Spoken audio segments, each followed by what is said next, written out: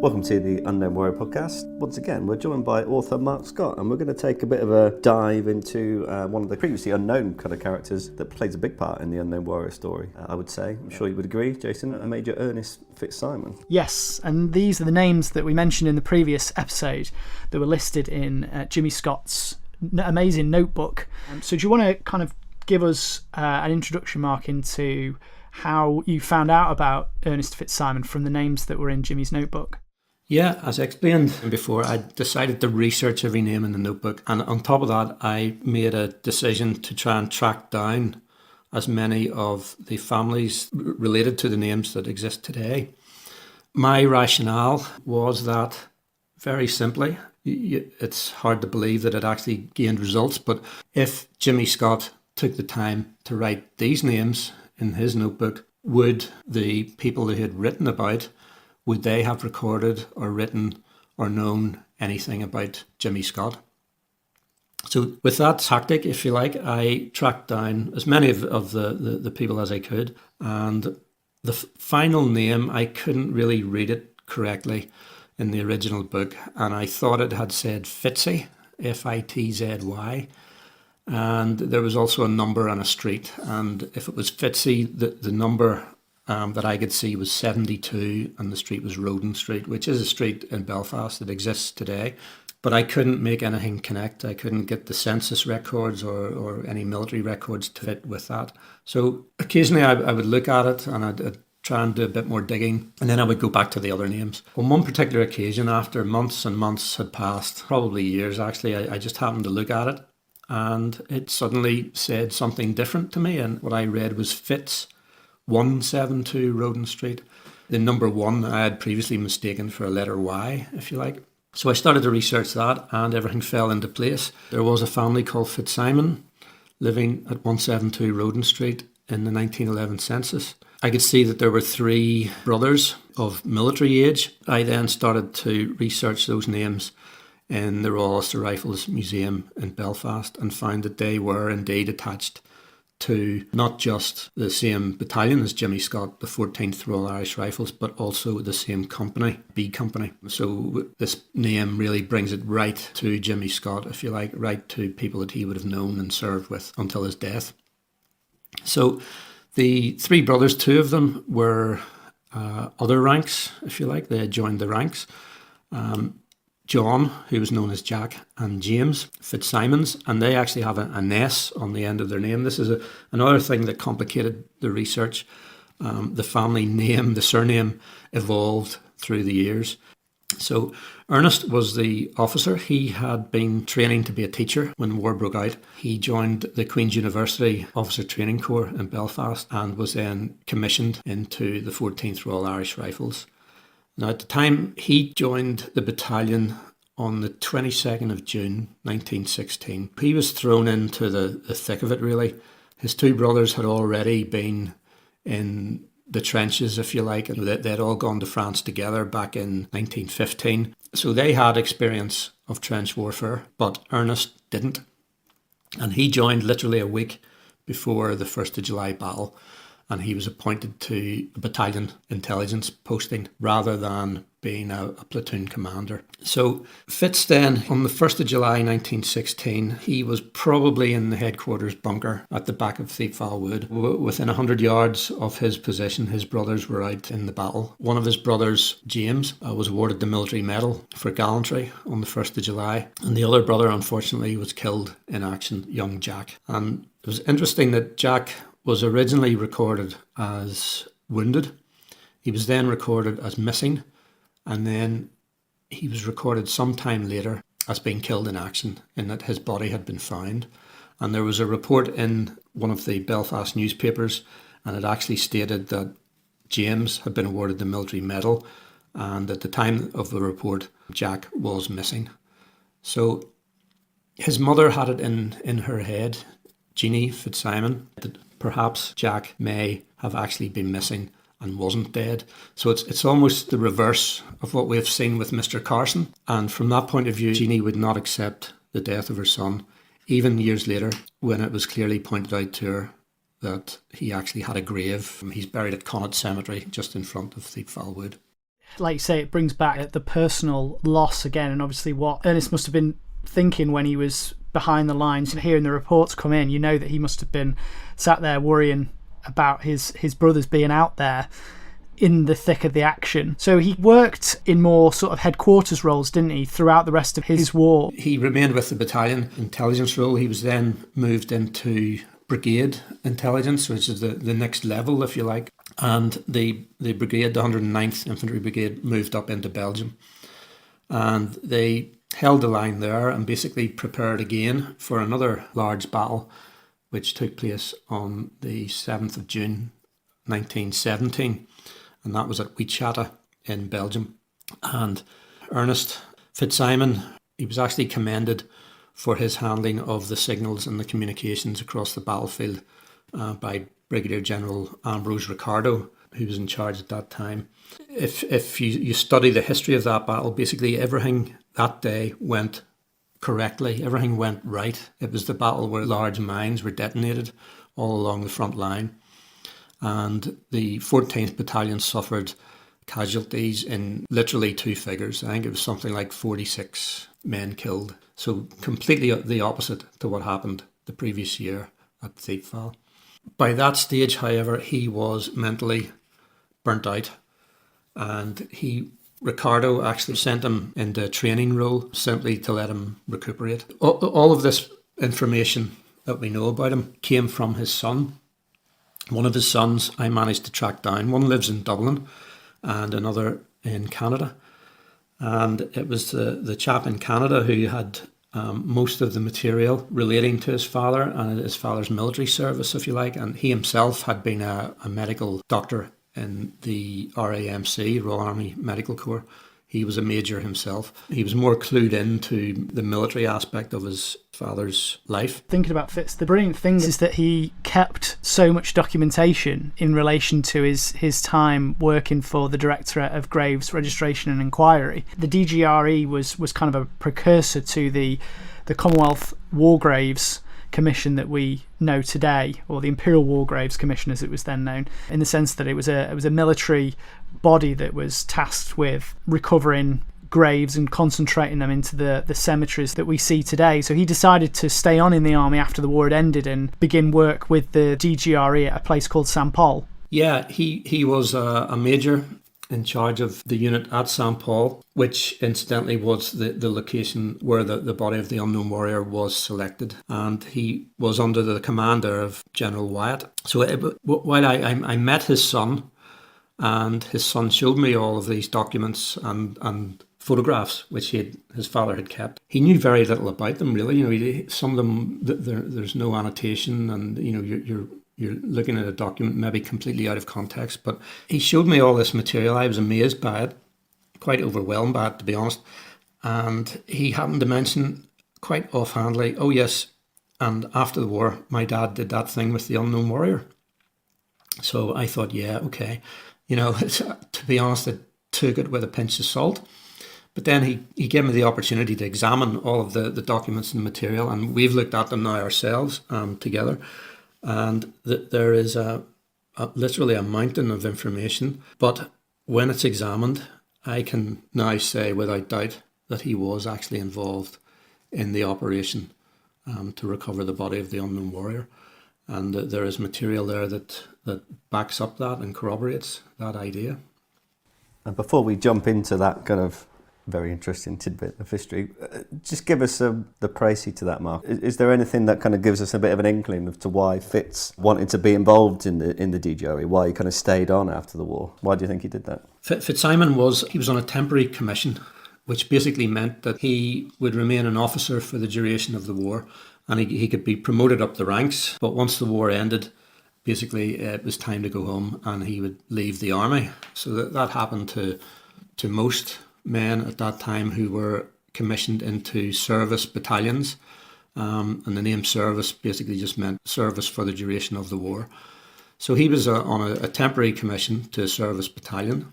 But at the end of the war, he was obviously given the opportunity to serve in the Department of Graves Registration and Inquiry. I think it's important to look at what was going on in Ireland at that time. Certainly 1920, 1921, you have partition.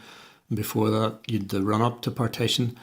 And certainly at that time, Ireland may not have been a particularly safe place for an ex-officer to live. There are certainly records of quite a few who were murdered at that time and had their houses burnt down and violence put upon them. So it may simply have been the case that Fitz had this opportunity to remain as a major in peacetime France, or he could come home to Ireland and take his chance. And it was probably a simple decision to make. Yeah, he could stay at St. Paul and carry out basically administrative duties and take a major's wage and enjoy the French life, I suppose, as it was. You know, it would have been quite an adventurous position to be in, with France rebuilding itself, France and Belgium rebuilding after the war. And I think he basically, that was his choice, and that's the choice he made, and I can understand why. I think the archive that Fitz has kept is just incredible, because it provides you a real insight into what life was like working at St. Paul, the place where the Unknown Warrior was chosen at that time. I'd never really seen photographs or any material before that put faces to those people that were behind the operation, basically. Everyone kind of has heard of perhaps Wyatt or David Railton in relation to the story, but the names and the faces of the people like Ernest Fitz-Simon, who actually enabled the operation to be carried out, is a privilege, really, to kind of see behind the shroud and see some of the people who actually created this operation. One of the photographs in relation to what you've just said is the fact that there was a hockey team that was created that was Ireland versus the rest of the world, simply because of how many other Irish soldiers and officers had remained behind that were in a similar situation to Ernest. That was dated October 1920, which is close to the Unknown Warrior date. Ireland could obviously field the full team. England or Scotland or Wales couldn't. so they had to pull together odds and sods, really, to form the rest of the world. I think also when I started to examine this material, I adopted a similar strategy, if you like. You know, if Jimmy Scott wrote down a name, what would that person have written about Jimmy Scott? Or what information would they have? And I think between us, it's fair to say that we devised a strategy that if we can identify as many people in the photographs as possible and then find out what they knew about the Unknown Warrior and life at St. Paul, again, it's as if we're sort of dealing with the subject from the bottom up rather than from the top down. We all know General Wyatt, Railton, the King, Rudyard Kipling, you know, all these big history people had an input in the story. But I think it's fair to say, to find out what actually happened, you have to look at the people on the ground. You have to look at the people at the bottom of the story. And that's what we decided to do. I think it's important, really, to note that material like this doesn't come around very often. There is nothing really left that provides the kind of the insight into what was going on at St. Paul and the names of the people that were there, like the Fitz-Simon archive does. It's an incredibly unique set of documents, really, that we'd never really had the opportunity to explore before in relation to the Unknown Warrior. You know, we are indebted, of course, to the family, to Dr. John Fitz-Simon and to Linda Macaulay, who's actually a BBC broadcaster in Belfast, for kindly allowing us to examine it, because it has led us down a very important path. The soldiers who carried out this operation, an operation that was put together very, very quickly, was not a pleasant operation for the soldiers that had been tasked with finding these bodies, exhuming them and bringing them to St. Paul. They did such a fantastic job that the body that still lies in Westminster Abbey now is still unidentifiable, is still sacred, and the mystery and the uniqueness of the Unknown Warrior is still there. And that's a testament to these men and women who were behind the operation and who carried it out. And it's a privilege to be able to name some of these people, like Ernest. Yeah, you know, as we started to, if you like, knock off each face and identify them, you got another aspect of the story. For instance, when we had identified Cedric Hardwicke, he was an actor before the war and continued acting after the war and was the youngest British actor to be knighted at that time before Laurence Olivier. But again, if you bring his story right back to St. Paul, and we know what he did there because he wrote memoirs in 1932 in a book called Let's Pretend, and he states there that he helped guard the body overnight before it was taken to Boulogne, and also he was involved in an aspect of the operation where misinformation was actually given to the press, and he actually led the press, in his own words, on a wild goose chase when significant parts of the operation were being carried out. So I thought it was quite funny that you had Hardwick, who was an actor, actually placed in this acting role by Fitz-Simon. You know, it's amazing, really, when we know his history and his subsequent history. I think that's really important. The photographs allow us to place these people who may have talked about their involvement in the Unknown Warrior at Sampol for definite at that time, with the group of officers that are involved in the operation to create the Unknown Warrior. So it just adds further corroboration to people's stories. And we recently discovered an incredible film which shows Ernest Fitz-Simon talking about the Unknown Warrior and talking himself about that disinformation, doesn't he? Yeah, I mean, I was amazed to discover this. I'd known about possible existence of footage for some years, but I'd never actually seen it. And it was just by sheer fluke that it was brought to my attention just a few weeks ago. And frustrating because my book was finished, but also reassuring in that although I couldn't include any of this in the book, what was discussed by Ernest Fitz-Simon and recorded, I had sort of found out the hard way, if you like, particularly when he states himself that he was the executive officer in charge of the operation on the ground, which was actually the role that I had put him in, and I think the role that we agreed that he must have been in. But to actually hear it from the man's mouth was very reassuring because I'd already written about it. It was. And hearing him say that he worked with Lieutenant Hardwick in providing a dossier, as he refers to, of misinformation to the press to send them off on a wild goose chase to keep them away from the operation is just a fascinating insight into what was going on at Sampol at that time. And who knows, may have led to some of the confusion with regards to, you know, the number of bodies and certain locations.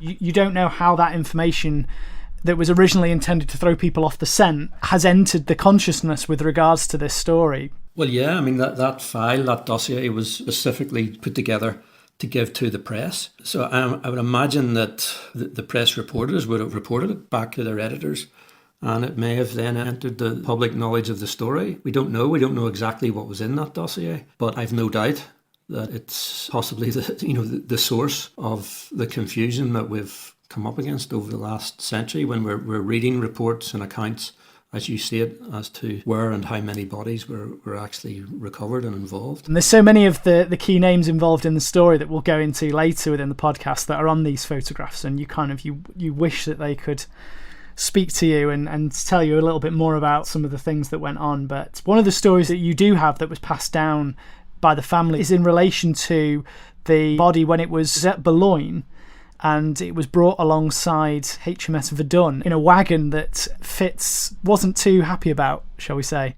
The interesting thing about this is it's just what we accept through what we see. And I've seen, I'm sure you have, a lot of your listeners would have seen as well, numerous photographs of the French side of the operation between the Citadel at Boulogne and HMS Verdun. There's a series of photographs taken during the procession and numerous shots of this wagon with the coffin on board travelling through the streets in the cortege, and I really didn't think twice about it.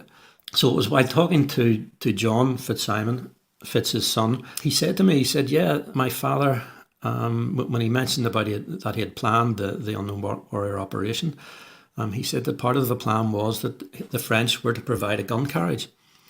And Fitz had gone to the quayside at Boulogne, where Marshal Foch and General MacDonough were. And he had gone there to wait the arrival of the coffin. And when it arrived from the Citadel, he was shocked to find out that it arrived in a general service wagon. And he had specifically directed that a gun carriage be used. His son said that his father basically went apoplectic with rage at this. So it was only in researching the whole story, I found a photograph. It's held in the Imperial War Museum, and it shows like a panoramic view almost, the quayside at Boulogne, and HMS Verdun is tied up, where Marshal Foch is in the foreground, and he appears to be perhaps about to be giving a speech. And you can see the wagon with the Unknown Warrior on board. And behind it and over to the right of the image, you can actually see Fitz-Simon. He's there. We know what he looks like because there's so many photographs that we have in the archive of him. And he can clearly be seen, but he's not standing at attention. He's not even facing the coffin of the unknown warrior. You can see him actually side on. He has an arm extended, and you can see the veins in his neck have almost come to the surface. And he does appear to be in a rage.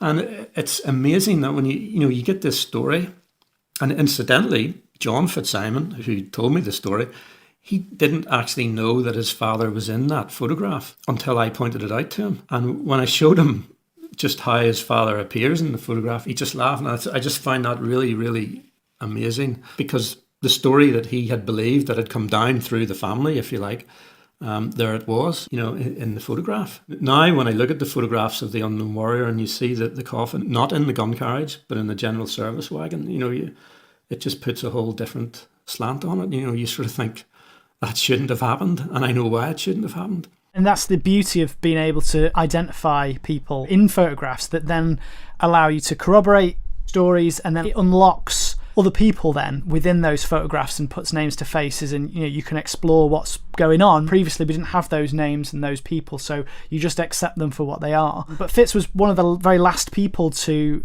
leave France, wasn't he? He was one of the very last of the British Expeditionary Force to leave, and he had an interesting career after the army as well, didn't he? Yes, he was one of the 4 last BEF soldiers to leave. It was him. Cedric Hardwick was with him, a sergeant major called Pratt, and a driver called Matthew Parker, and they were photographed, and the Daily Sketch and the Daily Mirror carried the story on the day, which was the 27th of October 1921. So he left the army then, and he joined the Royal Ulster Constabulary in their C1 division. Basically, there's very, very little history about this unit. They were all ex-servicemen, around about 5,000 other ranks and about 120 or so officers, and they formed this special constabulary, which remained in existence for only about 5 or 6 years. And then in 1928, he married and moved to Dublin, where he lived. He must have retrained or at some point along the line, but anyway, he became a barrister at law, and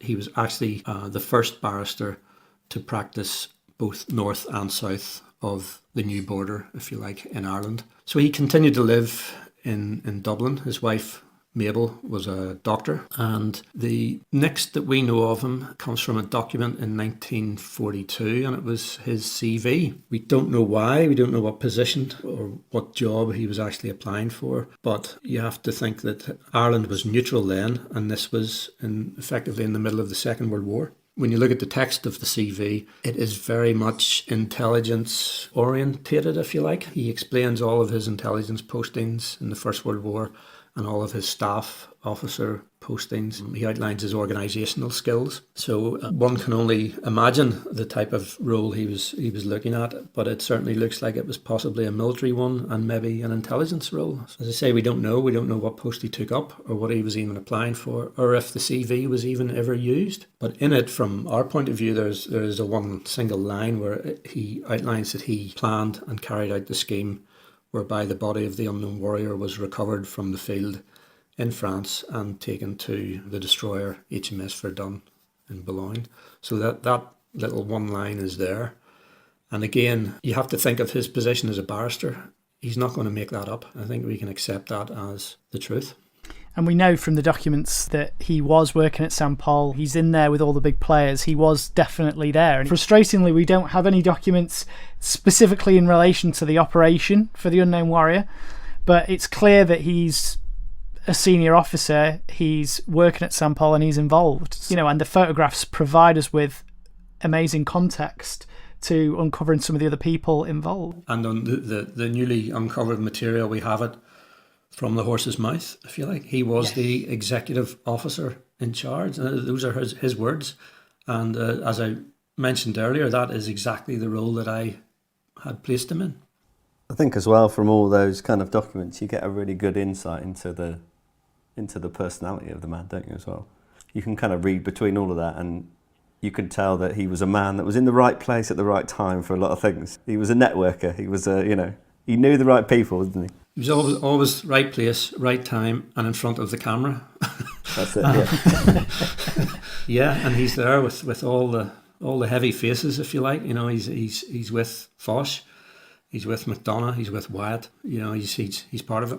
Yeah, and he's just one of the previously kind of unknown faces that your research kind of uncovered, and we'll talk about many more as we go on. We will do, because the archive itself plays a key role in helping us unravel some bits of the story, really, doesn't it? So we will we'll explore that in future podcasts. Thank you again, Mark, for your help, and we will speak to you soon. Thank you.